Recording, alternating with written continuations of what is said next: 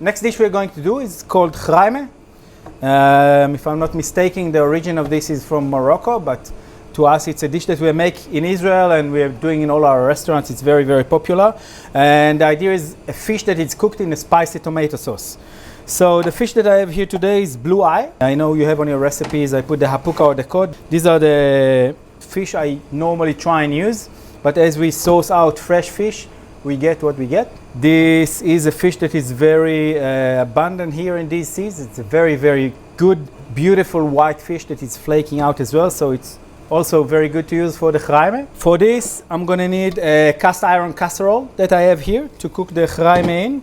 And it all starts with a tomato sauce that we need to do as base for the cooking of the fish. In order to do the tomato sauce, I need to blanch the tomatoes. Why do I blanch them? I blanch them so I can peel them. I want the skin off because the skin is a bit coarse and it's not that nice. You can do it with the skin on, but the end result is not as subtle as nice. So I'll just blanch the tomatoes to remove the skin off. In order to do that, what I do is I take a tomato. First of all, the stem I need to remove. Next thing I do a very tiny score. So what happens if you score too deep, the water will go into the tomato and again kind of dilutes the flavor and starts cooking the tomato a little bit, which is not very good for us at this stage. You just gently put them into the boiling water. Water obviously need to be really boiling at high boiling point, and you need relatively large container so it doesn't drop the temperature of the water when you're throwing the tomatoes inside. And it takes around 10 seconds until the skin starts to come off. You can see here the skin starts to come off. So this is the red tomato, it's ready. And the rest of them, which are not as ripe, they're just starting to come off now. Just as soon as the skin starts to come off, you take them out. And as you can see, this is the score that I did, was not very deep, and this is where the skin starts peeling off.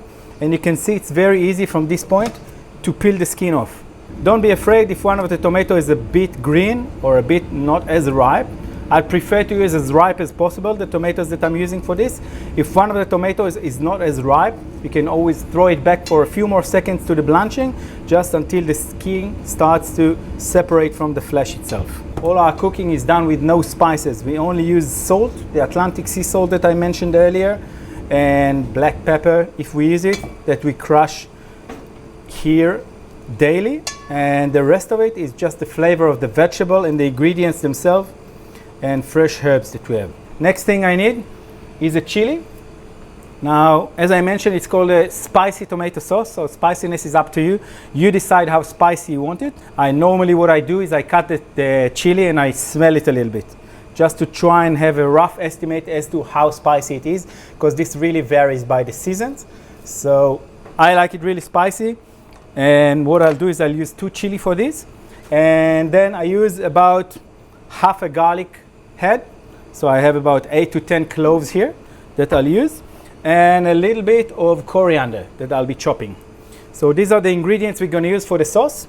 I'll start by cutting the tomatoes. So the important thing for cutting the tomatoes, again, I don't want very small pieces, because at the end of it, I want to be left with a little bit of tomato chunks as well in the sauce. I don't want it to break to a very, very smooth and porridgey-like sauce. I really want to have some of the tomato chunks left after the cooking of the dish. So here I have all my tomatoes chopped and ready. Next thing I'll do is I cut the garlic. Again, doesn't have to be very finely sliced. I just kind of chop it roughly. And the 2 chilies, same thing, I'll slice them.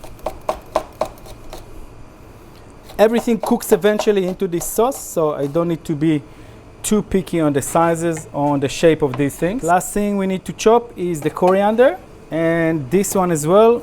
I don't need just the leaves themselves, no problem with the stalks, because it cooks and it's very, very flavorful. So I chop it kind of rough as well. You can do it with a fillet if you buy from the fishmonger as well. I find that it's always nicer to get a fish that is with the bone itself. The bones itself, they are very flavorful and they infuse a lot of flavor into the sauce.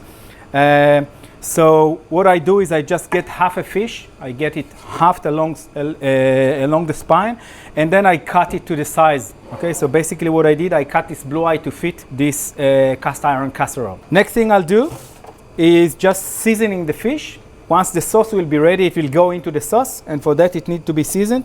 So I made some scores into the flesh of the fish, and I just take some salt and I put in each and every score of the fish. And the most important part, this part, the bones and the skin side, I season here with salt a little bit more heavily because a lot of the seasoning will come from this side and it's absorbed into the flesh itself. All right, so what we're going to do now, we're going to prepare the sauce of the Hraime, the tomato sauce. And I do the whole process on high flame. And I put oil. It's a relatively oily sauce, so I really cover the whole bottom of the pan. And I put immediately all the chilies inside. Okay, so I'm starting with the chili from relatively cold oil temperature, and I let this process happen gradually. This way the oil will heat up slowly and be able to extract a lot of the flavor and the spiciness from the chili itself. So I just keep mixing it. Now, very, very important, both the chili and the garlic, you don't want to get to the point where you're starting to burn them, because this is a flavor that's really hard to get rid of, and it's not a very nice flavor. So what I'm checking for as I'm mixing, you want to get the fumes and the sense of the chili, all the spiciness starting to go into the oil. All right, so I do this just to breathe in the air and the fumes that are coming out of the chili. I'm not waiting for color or anything like this. As soon as I start getting the whiff of the spiciness of the chili in the fumes, it's not a long process. It's very, very quickly.